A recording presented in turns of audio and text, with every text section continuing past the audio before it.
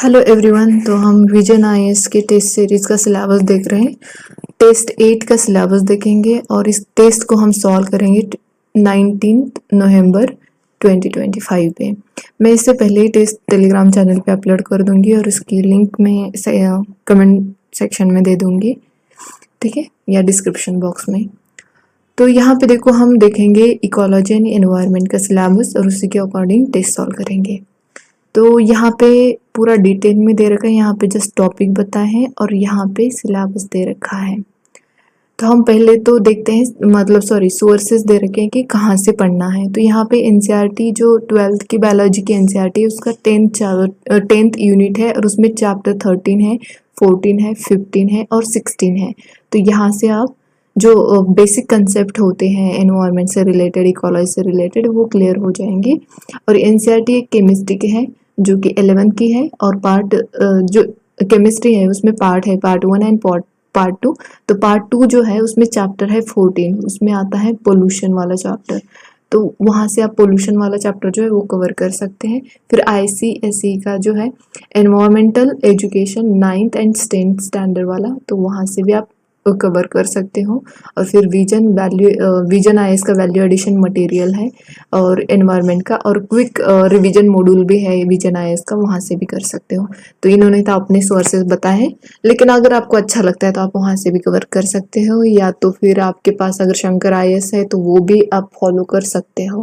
मतलब कोई भी एक सोर्स हो। एनसीईआरटी तो देखो, एनसीईआरटी तो बहुत ही प्योर और ऑथेंटिक सोर्स है, लेकिन अगर दूसरा आप कोई स्टैंडर्ड बुक पढ़ना चाहते हो तो शंकर आईएएस काफ़ी लोग सजेस्ट करते हैं, तो आप देखना अपने अकॉर्डिंग, या तो फिर आप यहाँ से भी कवर कर सकते हैं, विजन से भी, क्योंकि क्वेश्चन आते रहते हैं यहाँ से, करंट से रिलेटेड होके क्वेश्चंस आते हैं। तो बेसिक हमें कवर करना चाहिए, what is ecology, what is environment, what is biodiversity, ये बेसिक कंसेप्ट है, ठीक है।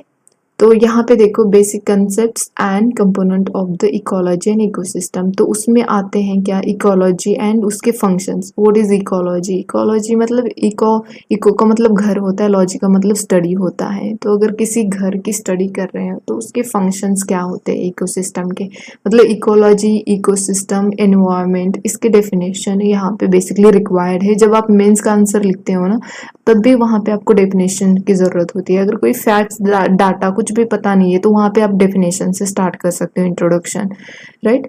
तो आपको यहाँ पे इकोलॉजी, इकोसिस्टम, ये जो बेसिक कंसेप्ट है, किसने दी थी, कौन से ईयर में दी थी, ये तक पता हो अगर, तो वहाँ पे आपको आंसर लिखने में आसानी हो जाती है, ठीक है।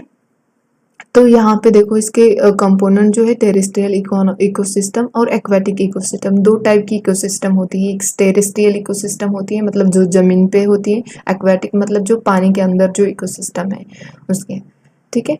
फिर एनवायरमेंटल प्रॉब्लम्स अगर देखोगे तो यहाँ पे क्लाइमेट चेंज काफ़ी इम्पॉर्टेंट है, एसिडिफिकेशन, यूट्रोफिकेशन, ओजन डिप्लीशन हो रहा है, तो इनके लिए भी इंटरनेशनल ऑर्गेनाइजेशंस हैं, तो साथ ही साथ उसको भी कंप्लीट कर लेना, ठीक है। सो मिटिगेशन स्ट्रैटेजी होती है। India and climate change, India में कैसे क्लाइमेट चेंज हो रहा है उसके हमें कॉन्सिक्वेंस भी दिखने लग गए हैं, तो उसके बारे में यहाँ पे पढ़ना है। फिर एनवायरमेंटल पोल्यूशन आता है, काफ़ी इंपॉर्टेंट चैप्टर है ये, काफ़ी इंपॉर्टेंट टॉपिक है। तो उसमें पोल्यूटेंट्स होते हैं, व्हाट इज पोल्यूटेंट्स, आपको पोल्यूटेंट्स की डेफिनेशन पता होनी चाहिए। फिर एयर पोल्यूशन क्या होता है, फिर वेस्ट पोल्यूशन क्या होता है, सॉइल पोल्यूशन क्या होता है, इसके लिए गवर्नमेंट के क्या क्या स्टेप उठाए गवर्नमेंट ने और उठाना चाहिए, उसके बारे में हमें साथ में प्रिपेयर करना चाहिए। नॉइस पोल्यूशन होता है, रेडियो एक्टिव पोल्यूशन हो रहा है, ई वेस्ट पोल्यूशन चल रहा है, सॉलिड वेस्ट होता है, बायो रिमेडिएशंस आते हैं, तो उसके बारे में यहाँ पे पढ़ना है, ठीक है। तो यहाँ पे फिर अब बायोडाइवर्सिटी आता है, सबसे इम्पॉर्टेंट है ये बायोडाइवर्सिटी। तो इसके बेसिक कंसेप्ट बायोडाइवर्सिटी के, इसमें प्लांट्स एंड एनिमल डाइवर्सिटी आती है। प्लांट्स को हम क्या बोलते हैं, फ्लोरा, और जो एनिमल जो होते हैं उसको फौना बोलते हैं, राइट। तो इसकी डाइवर्सिटी, ठीक है। फिर मराइन ऑर्गेनिजम्स आते हैं, तो इसी के ऊपर ज़्यादा तो फोकस होता है यहाँ पे, डायटम्स और ये सब जो होते हैं, तो उसी के ऊपर क्वेश्चंस आते हैं। और थ्रेट्स टू बायोडाइवर्सिटी जो है, तो इसमें थ्रेड्स भी आपको लिखने चाहिए कौन से हैं, साथ एग्जाम्पल भी आपको थोड़े से याद रहे तो बेहतर ही होता है।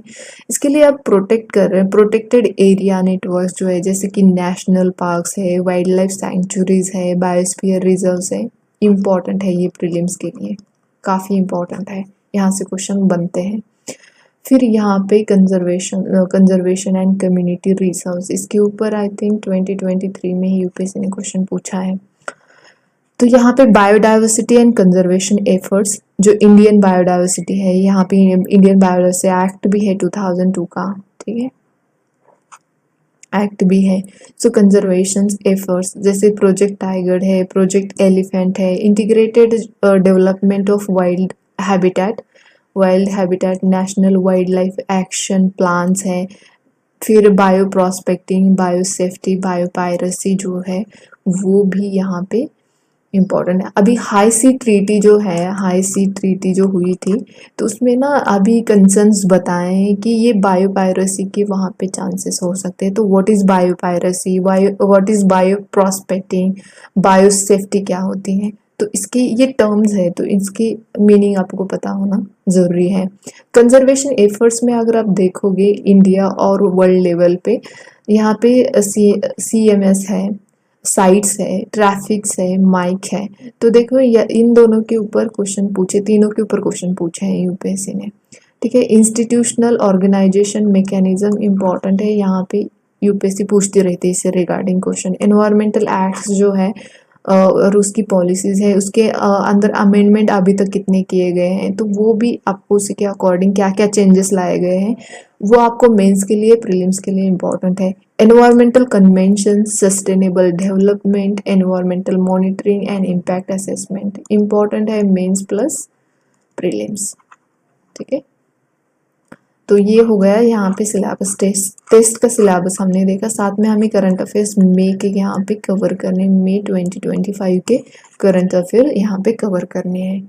देखो हमारे लिए ना जैसे कि मैंने पिछली बार भी बोला था, नवंबर प्लस दिसंबर काफ़ी इम्पॉर्टेंट है, काफ़ी यहाँ पे ना आप जो भी प्रीलिम्स के लिए पढ़ रहे हो टॉपिक, जैसे कि अभी यहाँ पे एनवायरनमेंट का है तो आप मेंस के लिए भी यहीं से कवर कर दो तुरंत ही, साथ ही साथ प्रीलिम्स के लिए हो जाता है और मेंस का भी आप कवर कर देते हो ना, तो काफ़ी आपको आप बेनिफिट में रहोगे।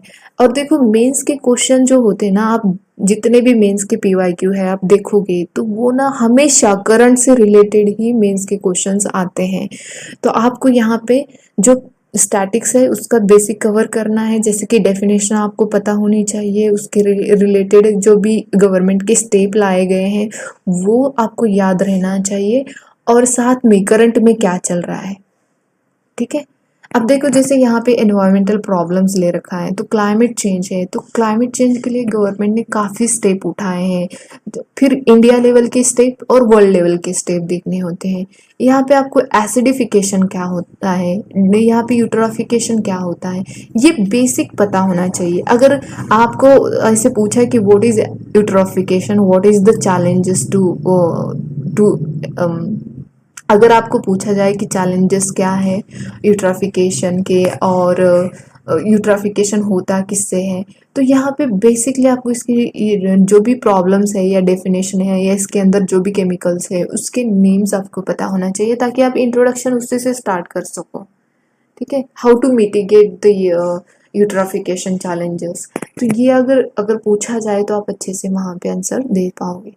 होप कि आप अच्छे से प्रिपेयर करोगे और इसके ऊपर टेस्ट सॉल्व करोगे तो बेहतर रहेगा।